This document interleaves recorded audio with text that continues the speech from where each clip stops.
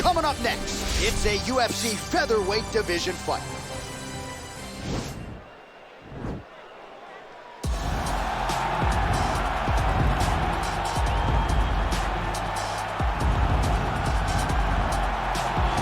All right, so here he is, one of the better offensive takedown guys we have in the UFC, DC. And if anyone is well-equipped to speak to this, it is you. The opponent knows what's coming. At least to this point in the UFC, no one's been able to stop him. He just has to keep him away, because the moment this guy gets close enough to either grab a leg or make body contact, now you're in trouble. He has a knowledge and an understanding of position from a lifetime of just all grappling, judo, wrestling, sambo. He does it all, and he has just so many ways to get you to the floor.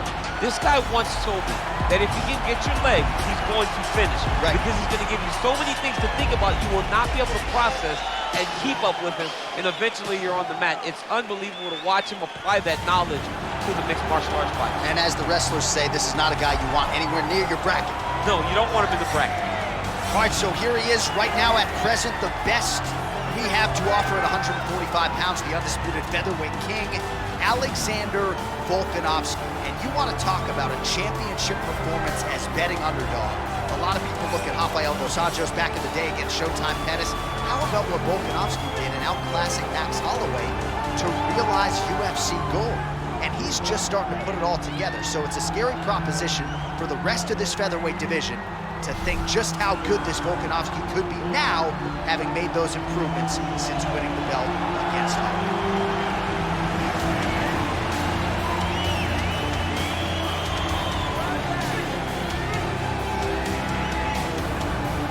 Our tale of the tape now for this featherweight fight. Volkanovski is 5 years the elder. He will have a 2-inch reach advantage. All right, now to get us started, here's Bruce Buffer.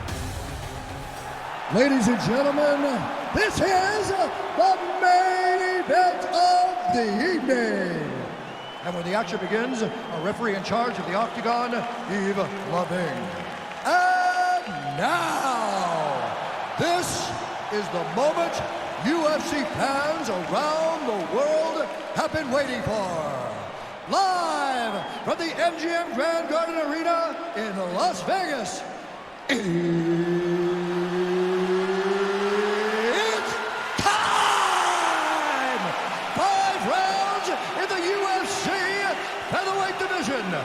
Introducing first, fighting out of the blue corner. This man is a jiu-jitsu fighter holding a professional record of 14 wins, no losses. He stands 5 feet 7 inches tall, weighing in at 145 pounds.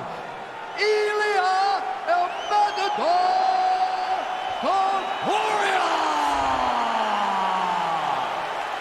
And now introducing his opponent, fighting out of the red corner. This man is a mixed martial artist holding a professional record of 25 wins, 2 losses. He stands 5 feet 6 inches tall, weighing in at 145 pounds. Alexander the Great Volkanovski!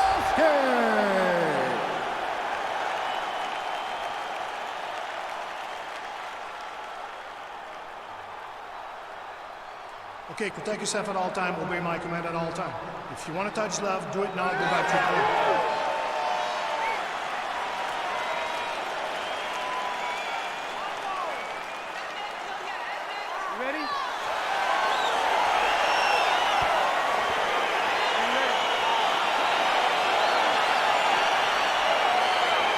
So here we go with round 1, and fear is not a factor for him. He feels so confident in all of his skills, he don't care what... John, it doesn't matter. It does not matter how well you see yourself as a grappler. This guy's different. And an immediate transition to the judo throw right into side control. He's in side control. He's got a ton of options. A lot of top pressure being applied here as he works out of side control. Strong bottom work here, staying busy. Oh, he's got him in the crucifix now. A lot of body weight from the top position. If you're on bottom here, this is not a good place to be. You have got to free one arm. You cannot worry about both of them. Get one free, and then start building towards doing something else. But the first step is to get knee on belly. Bottom fighter better move. Yeah, he's got to move, John. He's got to shrimp and try to either get up or pull his opponent back into him so he doesn't have the posture to land that big damage. Well, there are few things more fun to watch in mixed martial arts than these type of transitions and scrambles on the ground. High-level grappling can really be entertaining. Man, isn't it fun to watch this dude work on the mat? He's unbelievable how fluid he is in his motions on the mat. Oh, looks like he's transitioned to an armbar. You cannot stay in the guard of these great jiu-jitsu guys. He's gonna attack armbar here. Continuing to try to manipulate the head here. And this might just be a matter of time.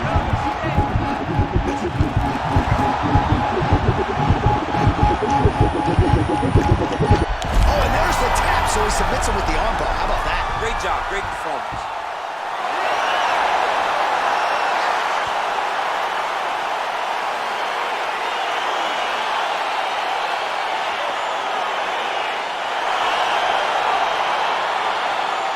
Let's take a look back at the replay as he gets it done by submission tonight, champ. Just watch how slowly he approaches the submission, though. He never rushes. He takes his time, but it's his trickiness.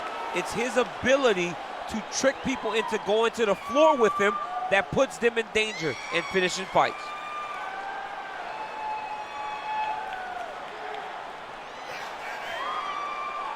So there he is, your winner by submission, and that's exactly how you put the rest of this division on notice. Looks like this guy could be a factor moving forward in this division.